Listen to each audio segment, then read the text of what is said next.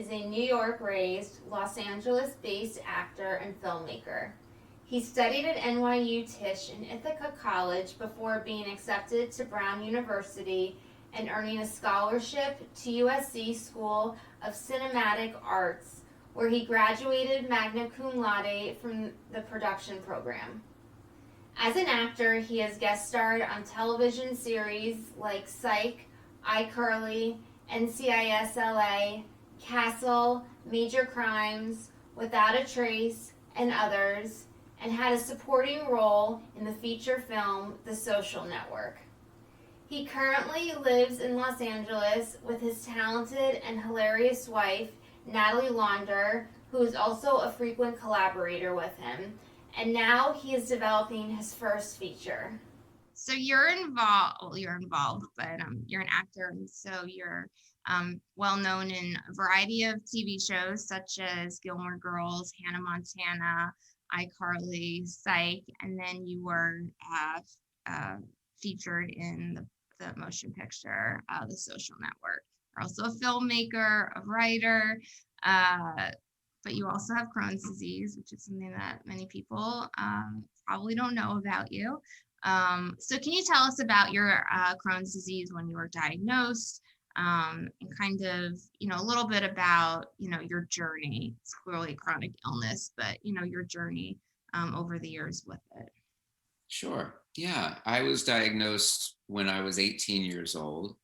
And it was, it began as sort of some pains that came and went and seemed to get more and more frequent over the course of several months and a year. And this was a big transition year. I was graduating from high school.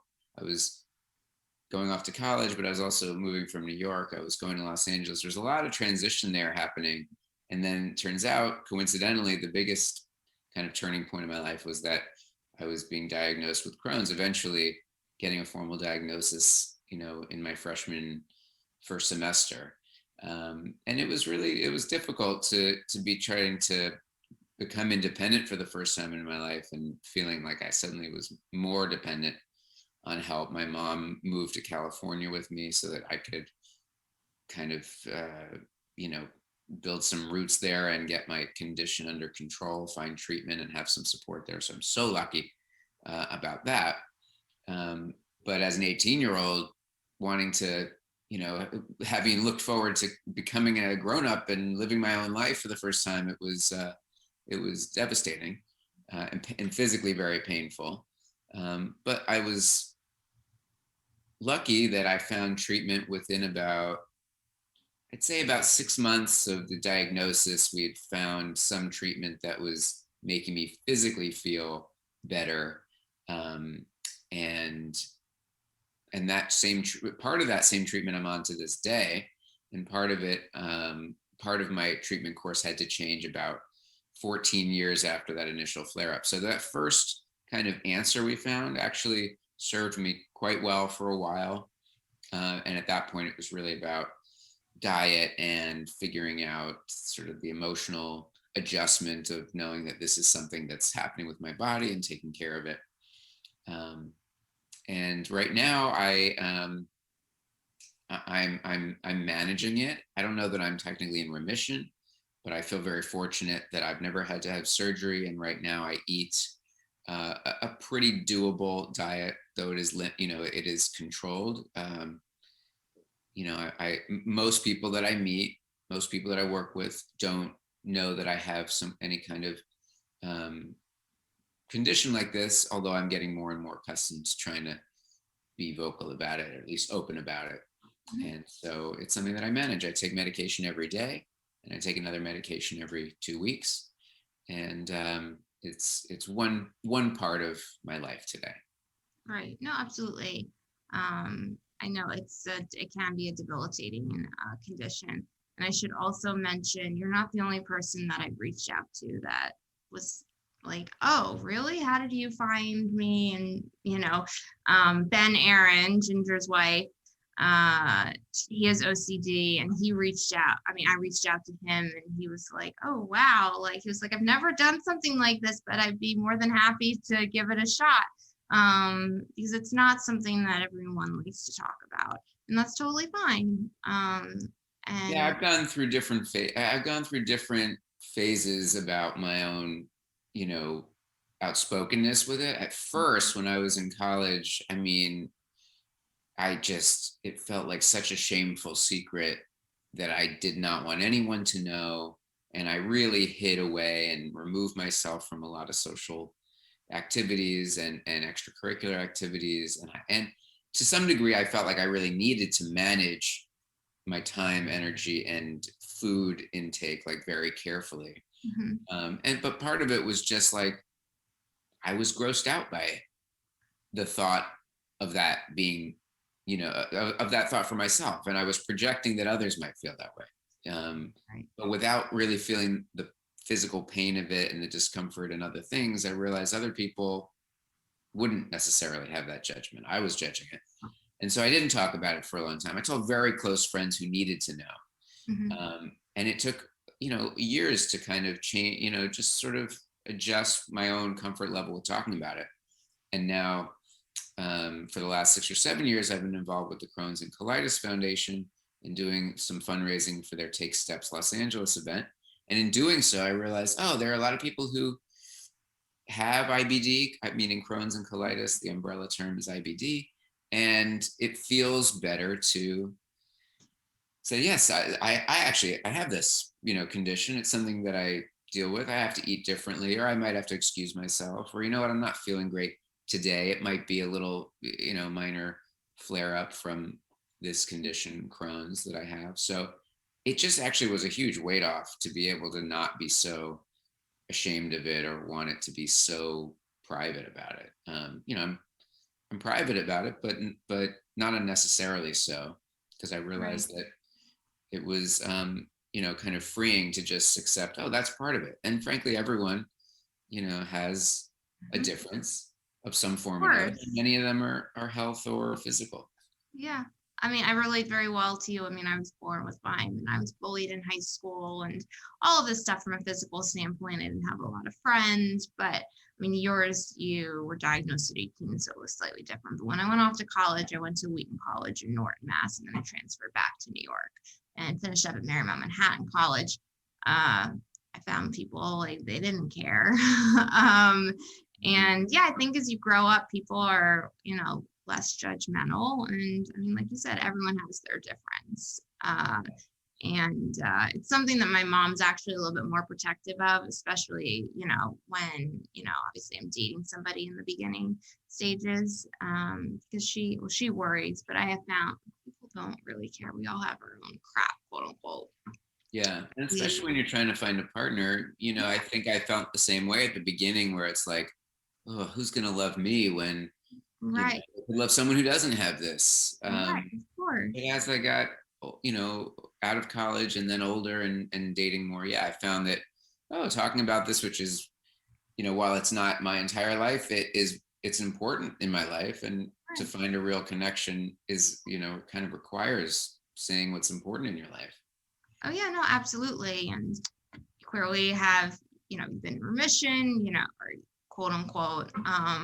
And it's very well managed, obviously a big part of you, and your taking of it. But, how like on certain days does your condition affect you physically and mentally? Like, does it affect, I mean, I would assume, but does it affect, the amount of, projects that you're doing on a X period of, time frame, or, just even getting like your work done? Like, how do you manage that? Yeah. It changes as the condition changes. I mean, certainly when I was first diagnosed and I was going through that period of the most significant phase of pain that I had, and also mystery, what's going to happen next. I don't really understand this yet. It was hard to, proceed with school work in that same way. I spaced out my classes. I didn't take anything too early. I just kind of needed to give build in breaks. And I was worried that, well, what's going to happen when I join the workforce and you're trying to get gigs, and you want to feel like your whole self is in putting yourself out there for opportunity, and then feeling in the back of your mind, like, am I capable of being ready and open for those things? That is something that I still think all these years later that I am figuring out, in terms of my own emotional comfort level, and how to balance it. I had some of my first acting jobs, were in college, and Crohn's was really new to me at that point. And I just remember being terrified that it was gonna, the 2 days that I'm working on this TV show, please let my body behave and let me get through it. I would bring for myself, I'd bring food that was very plain and simple, but I would eat it very alone, find a place. And, that was not the experience I really wanted to have in terms of working on these projects. I wanted to be sociable. I wanted to, grow a community of professionals that I knew and worked with. And so that was quite difficult. But as my condition got more and more physically under control, and I started to do more and more jobs, I think I just started to get a little more comfortable with the idea. One of the downsides to trying to break into a career acting is that you get to do the job far less frequently than everything else, every other component of being an actor. You're auditioning for things, and there's a lot of downtime, and you're finding other jobs and stuff like that. But you weren't able to get tons of experience real quick back to back and just sort of feel like, this is all I've had. I know how to handle my condition and my dietary needs. I'm good. So it did take a long time to even know if I felt like I could do it. In terms of, the heart of your question, sort of like figuring out what work I can take, I think it just came from doing more and more of it and being more and more comfortable with being able to say, this is something that I'm dealing with if I need to say so. And for me, as I transition more into production and directing, which is more of a creative professional community, meaning instead of being an actor where on a TV show, I would pop in for a day or two, or maybe a week, and really feel like a guest and need to just kind of stay out of the way, but show up fully and be prepared. As a director, I think I started to feel like I was working with people more consistently, the same people, on longer term projects. And in that way, I just got to know people better. So I didn't feel that, I could be embarrassed as deeply by one moment of gurgling noise, or having to take a bathroom break, or eating something that wasn't as delectable as everybody else, and having to explain, I'm eating because of XYZ. So it really came with experience and building a professional community of people that saw all my other good qualities, more than just, so that if they had to know about my Crohn's, it was just, 1% of what they knew of me. And that's when I started to feel more comfortable, being in professional environments. Yeah, I mean, having a medical condition doesn't define a person. I don't think a lot of people understand that, unless they have it. I think there's a lot of people underestimate one's abilities, but that doesn't define a person. You're an actor, whatever, you're a writer, filmmaker, like that's who you are. Crohn's is just one part of you, and it's manageable. It's, you're still able in so many capacities. Like you said, not a lot of people even know about your Crohn's and, the bigger, society aside from like close family and friends. Did you know from like an early age that you always wanted to be an actor and be in Hollywood?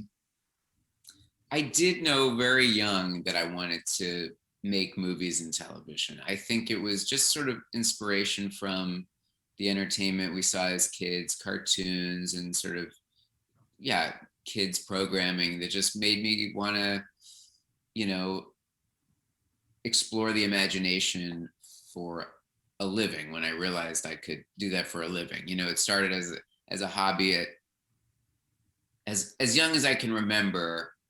My parents had set up their camcorder, connected it to the TV, and I'd make costumes and watch it as I kind of like played it out. So even in those first moments, I was acting and directing simultaneously. And then I would make movies with my toys, which is ironic because now I'm directing a lot of toy related kids content. I realized I made some of my first movies starring my action figures, so it's kind of fitting. So that was always, yeah, that was early on. And then when I was a teenager, I was pursuing acting a little bit and cultivating my interest in filmmaking from, in school and outside of school, and decided to go to film school to study it, and moved to California. Yeah, it's been something that was brewing all through my childhood and adolescence, Right. so strongly that actually now as an adult that I'm in it and I see it very, very differently now. I now as an adult see it as something that I've chosen to do, but it doesn't feel like the same kind of unquestionable drive and draw that it had for me growing up. And sometimes I wonder if Crohn's, changed my perspective on it a little bit. When I was younger, it was like I truly was in love with the whole idea of all of it. And now I see it a little bit more like, the industry that it is, and a little bit more of, the work and career, that it's not just kind of a magical dream. There's like, real life to it, logistics and obstacles and all that stuff. So I see it differently, but the interest started very young. Yeah, no, and all the shows and the films and so forth that you've done, and obviously now filmmaking, I mean, everyone loves them. So it must make you feel good, just being who you are and being as successful as you are and you continue to be. Thanks. It does feel nice when people connect Applaud you. material. What's that? Applaud you, quote unquote. That feels nice too. Yeah, that's not as frequent, but in little ways, indeed. Yes, you're right. It's fun when someone is binge watching Veronica Mars, a friend from high school or something, and they say, "Oh, I'm watching Veronica Mars again. I saw you pop up. That's so cool." It really is fun because that's something that I think I literally filmed that show for one day of my life. Mm-hmm. And to this day, many years later, there are friends who still see it, and it's a part of this greater entity and story that they really like, that people really like. Same thing with Gilmore Girls. When people go back and watch that, they'll be like, "Well, I didn't know you were on Gilmore Girls." And I said, "Yeah, it's just one of those little kind of dots along the timeline of my career." But it's fun that people see it, and it's fun that people enjoy those shows. Absolutely. No, I mean, I have friends that are in acting. Well, they've just done, they're like basically just starting their careers. And nothing like famous to the extent of like, being in like, more well-known, having more well-known acting, like such as Gilmore Girls, Hannah Montana, like what you're doing. But it is fun, especially when I know that X person is in X show and I see them, because they're very, I mean, you guys as actors, I mean, you have to portray X, Y, and Z person. So, it's very different than, knowing you as a friend or, just somebody as a, outsider not doing their, work. My god brother actually is married to Lori Herring.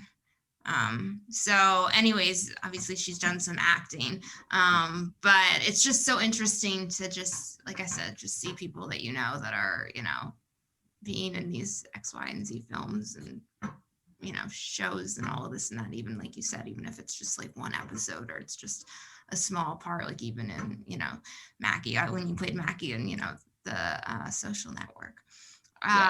What has been your favorite acting, I guess, gig, quote unquote, to date? And we can also, talk about, your recent love and what you're doing now, as a filmmaker. Yeah, I'd say one of my favorite acting gigs was when I got to do the show Psych for USA. And I played a character who had amnesia, but was sort of integral to solving a crime. And I was in the hospital, speaking of differences and illnesses and things. And I'd never really done something like in a hospital scene. But the reason it was really one of my favorites that come to mind quickly is, the role was nicely integral to that episode's story. But I also just loved it because of two other things. One was you felt like the cast really had a good time with each other, like the main cast. Again, as a guest actor coming into a show, I do feel like a guest, and you're kind of coming into someone's home and there's something that's already in motion and happening, and you kind of step into the flow of traffic, and you hope that it's a welcoming environment, and that really was, and that they were having fun, so it made they made the environment fun. And then the other thing that is really kind of probably my favorite thing about it, is that I got to travel to Vancouver for the first time to do that. And it was at a point in my life where I was interested in traveling, but hadn't really done a lot of it. So I really took the opportunity to explore the city and some of the wilderness around there. And so it was not just the character, it was really the set environment, and then the experience of going and being there and making it something that was more than just a gig, more than just a role. Of course. And, what was it like playing, someone who has amnesia? I mean, that's a whole other, difference and, in and of itself. Did it bring back, not memories, but kind of reflect that you have a condition yourself? Interesting. I think the interesting thing about amnesia was that, I didn't know a lot, you know what I mean? So I think I kind of played into and like I hooked into the idea that, everything was vaguely familiar, but not quite connecting. And that's kind of what it's like, coming into a new show and a new set. So I was able to sort of bring that into the character, that everything was kind of half explained and I was piecing it together. And then I think, subconsciously, I probably, in being in a hospital scene, brought some, it brought back some sense memory of being in the hospital for scopes and testing and things like that. And trying to understand, the gravity of one's own condition. So there were probably more subconscious connections to my own conditions that came through in that role, but it certainly was fun. Yeah, absolutely. And so then what was something that was maybe the most challenging for you, that you played in or did? Like a role or something? Just a role. I mean, just the extent of the effort, take aside from Crohn's, Yeah. If there was one, there could be none.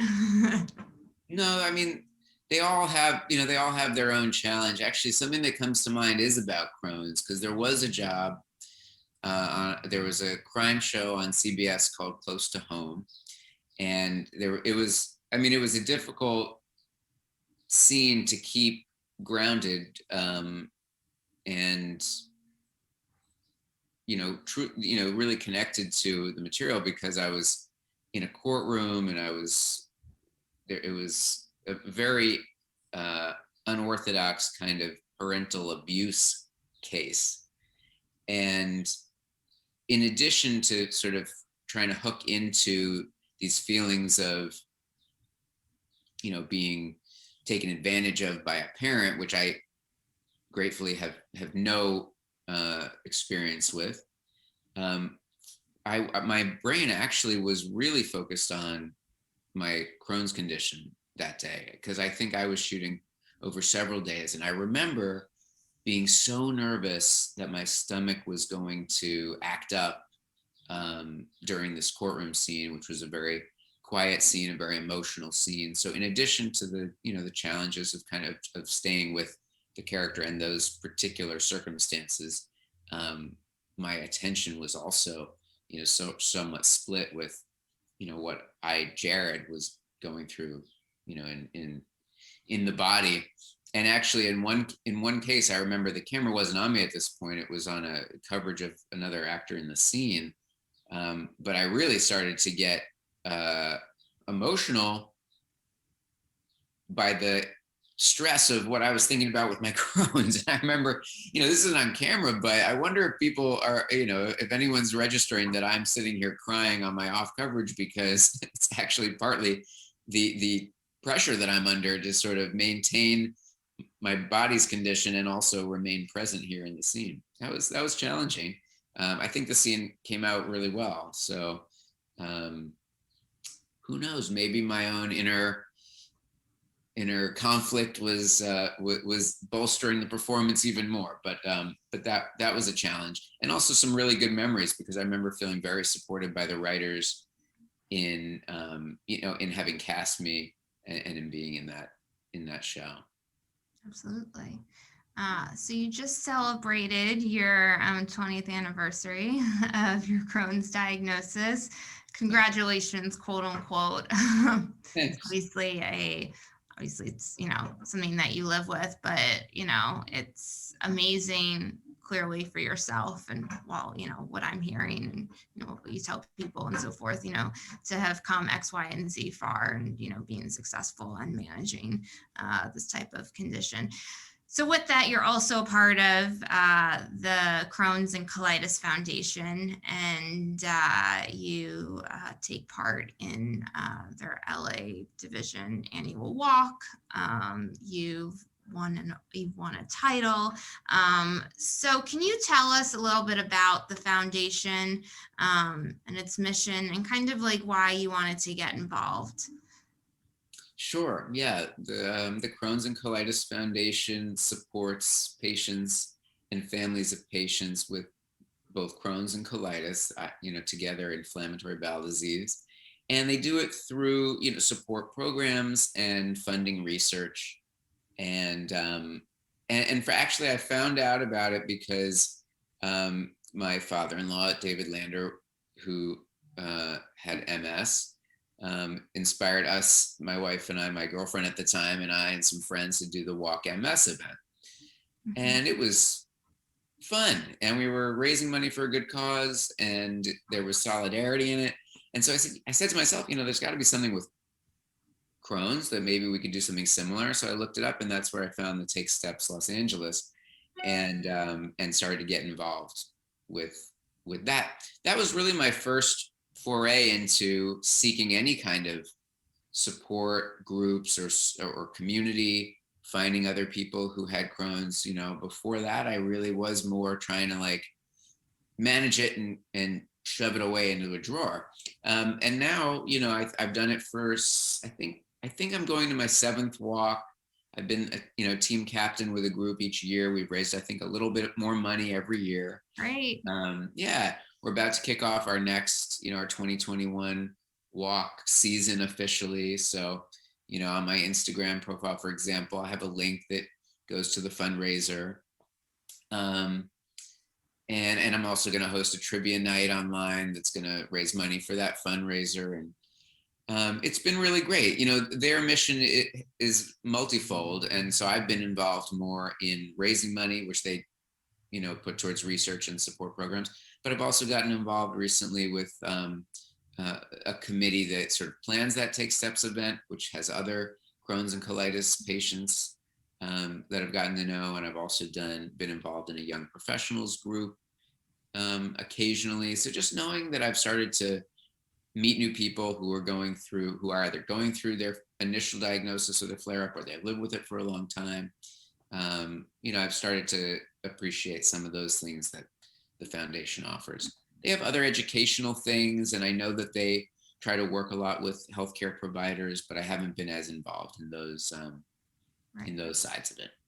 Yeah, I mean, there's so much that a foundation can offer, especially one of that size, that, it's hard to be involved with every little thing unless you dedicate your career completely, quote unquote, to but it. It's interesting because they actually, as far reaching as it is, it feels pretty intimate to me. I mean, at least with the Los Angeles chapter, the stuff that I've been involved with, seems to be some of the same people, and that's kind of nice. I do feel like I'm, getting to know people who, while everyone's Crohn's and colitis are different, they manifest a little differently. Just knowing other people who have, experienced that bit of common ground. Yeah, and I'm sure that you've also, I mean, you've kind of developed, or you're kind of now surrounded in a community that shares the same diagnosis as you, and or obviously, very similar with, obviously the umbrella term. And yeah, I think finding a support network is always great. I mean, I also have epilepsy. I've only had 3 seizures, and I've been seizure free for almost 10 years. But I am a part of a community called FACES, Finding a Cure for Epilepsy and Seizures. Oren Davinsky, if you know of the name, he was definitely around when you were in New York City living full time. And no, it's great. I mean, it's just nice to go to their galas and really just be kind of involved, with people that also have, the same condition. Now mine is like so mild. I kind of joke with Oren. There is some like personal connection. Sorry, so I call him Oren or Dr. Davinsky. But where I'm like, and I'm seeing him next week. I'm like, well, I feel bad. Like, you're seeing me. I'd rather you treat the more severe cases, because he's, he is who he is, and his industry. But yeah, it's really nice to have a support network. It's good to know that there are places, that there are people and places you can call for advice or help, or sometimes, care. It's not just necessarily, in my case, the gastroenterologist for everything, but there is that emotional side, and they have a network of people. So if I wanted to find a nutritionist, they could easily connect me with someone, for example. Yeah. So yeah, resources that are probably even more general than I realized, just sort of a hub of resources for these 2 particular diseases. Right. No, absolutely. So in the X number of years, I mean, it doesn't have to be since you were diagnosed, but what advances in treatments and quote unquote finding a cure have you seen be made, and what would you like to see, in the future? Obviously, a cure is always the goal, but just, in general, if, that can't be attained. Yeah, I'd love to see, a true cure. But I have seen in 20 years since my diagnosis, a pretty big growth of treatment options. I mean, the entire biologics family of medications came along. They weren't around when I was first diagnosed. They weren't really an option. Maybe they were starting to be, tested. But by the time I had my second real flare up in 2014, they were an option, and I'm on one of them now, and that has, luckily, kept my condition in check for going almost 7 years, 6.5 years. And so that's really promising, because this is a whole family of medications, and it's applied to a lot of different things, autoimmune diseases. What I'd like to see, obviously, is a true cure, but everyone's condition manifests a little differently, so it's tricky. So it's important, at least, that through research and development, that we continue to find, if not more biologics, more new ways of potentially treating it, because there's a very good possibility that at some point this medication I'm on won't be effective for me, and I'll have to find something else. And God willing, there will be either another one that's existent now, or something that comes along by that time that is the right fit for me. I mean, I don't know what I would be doing if this medication weren't around. So it really is why I feel committed to raising funds for Crohn's and Colitis Foundation, because part of it is really the scientific research that continues to improve the available options for treatment. I'm so lucky that I have been able to live my life to the degree I have without severe day-to-day or even week-to-week symptoms, and some people really aren't that lucky. So in order to just help those people find a solution that I've luckily found, the only answer is to continue to research, either it's medicine or maybe it's, other answers of finding exactly the cause, which isn't entirely known. And, it's a disposition, but, just learning more about it and finding new answers, what I love to see. But I will say also, the idea that these biologics are out right now and there are a bunch of them, and they happen to be very expensive and probably very profitable. There are these commercials, that are saying, oh, for Crohn's disease, for rheumatoid arthritis, for all these things. And they're on television constantly right now. And I've noticed that people are aware of the word Crohn's, of the term Crohn's disease more now than ever before. Partly, I think, because of the sort of emergence of all those medications. So people are hearing it on TV, and they may not know exactly what it is, but they're hearing about it. And when you think of when you talk about invisible diseases, or you think about feeling such shame in college and feeling like no one will understand this, it feels like I'm a freak. It's like, there is really a value in just hearing it on those commercials and people hearing it, knowing that it's something people are dealing with. And I think it helps me, and probably younger people who are newer to their diagnosis, accept it a little bit better, because it's just a little bit more spoken about. I think, that there's less and less taboo about IBD because of that. And I just found that to be an interesting observation, that perhaps these medications are not just amazing in the fact that they're finding out to be very effective, but they're also kind of getting the word out and making it easier to cope with the idea that one has a diagnosis like that.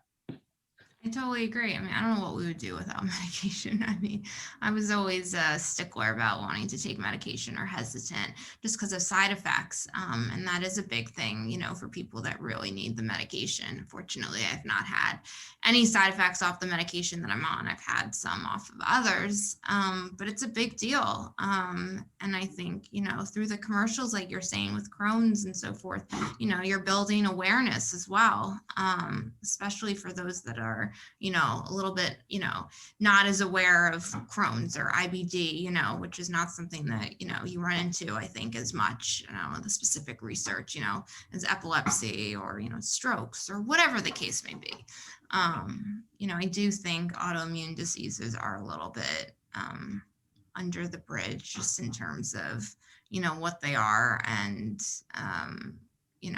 awareness on them. So, that's all great. So we're obviously, we're in the pandemic, but you and Natalie, or your wife, I should say, collaborate on a lot of different projects. One of the projects that you worked on, which I think is great, I want more of it, so do more, was this parody, where where basically Natalie talks about, kind of, or not talks about, but sings a parody about COVID and just, being at home and safe and all of that. What was your, both of your inspiration to do something like that? Because it's remarkable, and I know it achieved great success when you guys posted it. Thanks. Yeah, my wife, Natalie Lander, who's also a performer. I think when we started to lock down, she just really, she really drove that project and felt inspired to need to create something surrounding what was happening. I think she just was struck by inspiration there. I mean, she's very funny in general. I'm very lucky because we laugh all the time.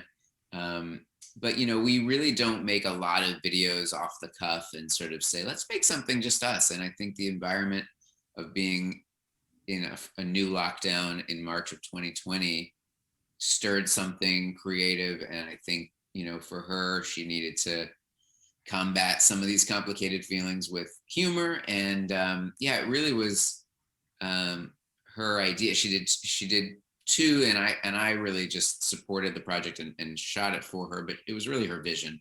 There was this parody song sit back, relax. Mhm. And that was just about that was about encouraging other people to be like, chill, let's see what this is, and listen to the experts, stay home, Of course. distance. I mean, it wasn't something that everyone was listening to at the No, time. not at all. And so we felt like it was kind of a fun way to say an important I think thing. it's Yeah. I think it's great. I mean, I do think that more performers, actors, actresses, would, speak to the same level in a humorous way, because we're living in dark times and it hasn't been fun, especially those that have been affected by the disease themselves, which, I mean, I know somebody who's had it. I mean, she's fine now. She's my age, 31, but, to provide, I mean, to have humor is always, great. Like I said, against these dark times. And, obviously there are other people, in Hollywood who are doing, other things and donating, supporting, obviously these times. But yeah, it's a great way to kind of talk about something without just kind of listening to the facts and, and so forth. Yeah, not just sort of Right. the dry news. It was really, it came out kind of organically for Natalie, just sort of feeling like I want to create something. I want to sort of, say what I'm hearing and feels very important, but just have fun doing it and entertain people by saying something relevant with it. And so she also did this when she had her first quarantine birthday, which was only a couple weeks into lockdown. She was inspired to do a parody of My Super Sweet 16, the MTV show. She did My Super Sweet Quarantine. And that was really fun. Yeah, I think that was really cool. It came out great. Again, most of that whole thing was her vision. Right. I just helped. Yeah, no, of course. Well, it's great to always have a husband that's, a filmmaker by trade and can help with these things as well. Yeah. My favorite, well, all of them have been my favorite, but also the one with the light where she's asking, where you're kind of directing her to be in the middle of the light. I forget exactly what it's called. She's in front of, I think, a fireplace. Oh, I'm the middle of the light. Anyways, I thought that was it was very humorous because it's cool. I don't even remember. You're like, you're telling her, okay, how far should I move? And it's very cute. Cool. So I guess just speaking about COVID, what has been, the filmmaking process like? It's not easy times. You're on Zooms a lot, I'm sure there's auditions via Zoom. Like, so what has it been like? What have been some of the challenges, and if anything, like what you've learned? I mean, we're not out of it yet, but hopefully we're getting to a place where we can live normally, quote unquote. Yeah, I think the professional challenges at first were that work, stopped for a while in entertainment, and people kind of had to just figure out if there was a way to move forward. And then, what Natalie and I have found acting wise, auditions, they are remote or they're self tapes, where you'll just do the audition yourself, send it in, or you'll actually have a live audition on a Zoom. For filming, they've determined that they do a lot of testing for these shoots. Typically, especially the acting gigs that Natalie's done, for example, union jobs that have laid out schedules that we're going to test everyone this day, and then here's our protocol on set, as distancing as much as possible, masks for everyone. When the actors are when the cameras are rolling, they'll take down the masks, etc. Making film and television and commercials and stuff, like, it involves a lot of people, far more than it seems when we're watching. It really is like an all hands on deck kind of experience. And so to introduce the idea that no people should really be around each other more than a second and keep masks and all that stuff, it's made everything challenging. But I'll admit, I've not yet been on a big production. I've not been on a TV production like that in this circumstance. I mean, my own comfort level says, and not that I've been offered and I'm turning them down. I don't mean to say that, but my own comfort level, I don't even know if I could, really prosper going into an environment like that, just because I know I'm more more anxious about protocol than some. But I have, as a director, because I've been directing this online kids content and toy-related commercial content, I've managed to direct through 2020 remotely through Zoom, directing kids either they're at home and with their family, and we're doing content that sort of the family sort of makes, even though it's directed and produced by us remotely, kind of feels like user-generated content. Or I've been a remote director for a small, bare bones, pared down, in-person crew that is entirely masked, and just, you know, as minimal of a human footprint as possible there. And I've mostly done that remotely through Zoom, which has been a real blessing that I've been able to continue to work like that this year. It's a lot of challenges. I'm really looking forward to, you know, more and more people being vaccinated, and hopefully, you know, getting to, you know, for me, masks are not an issue. I don't mind wearing masks, you know, and trying to distance, but it's the idea that, like, even those measures might not be enough. You know, that's the part that my anxiety says we need to eliminate, and for me, that's the vaccination. So I'm optimistic that over the next 3 to 6 months, you know, that aspect of danger for people and spread is eliminated, and we can start to see everything in our life. But to the question in production, we can get a little bit back to operating at full speed. Yeah, no, absolutely. I mean, I've been anxious about being in certain situations too. I'm not super crazy, where I won't have somebody over. Obviously, they have to be, clean, and obviously only, family, friends, and so forth. But there's a lot of people out there who are not careful, especially when you're dealing with, the 20-year-olds, quote unquote, oh, we can go have fun, who cares? We're not gonna, get super sick. So I totally understand. But it's great that you're able to still via Zoom, do X, Y, and Z projects, because life would be pretty, quote unquote, boring without some of these projects, especially in the film industry, because that's part of a hobby, quote unquote, that or entertainment. So now, because I think this is so interesting, your father-in-law, David Launder, who unfortunately passed away this past in 2020 in December, he was an actor, but he also had MS, or multiple sclerosis, which I find to be, unique from having a quote unquote disorder yourself, and then, sharing a disease, quote unquote, with someone that's now part of your family, or was part of your family. But what did you learn, if anything, from him, both from an acting career and from kind of just sharing, a medical challenge? And what do you think he would say, right now, if he knew that you were having this interview, to others that are suffering?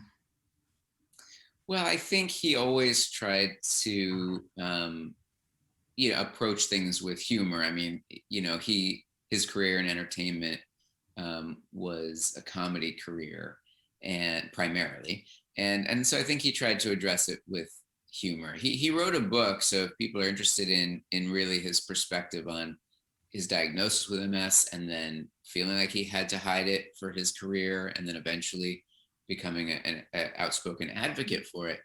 It's called Fall Down Laughing, Okay. and it's by David L. Lander. And that, I think, gets to, really sort of his philosophy about it, and trying to cope with it.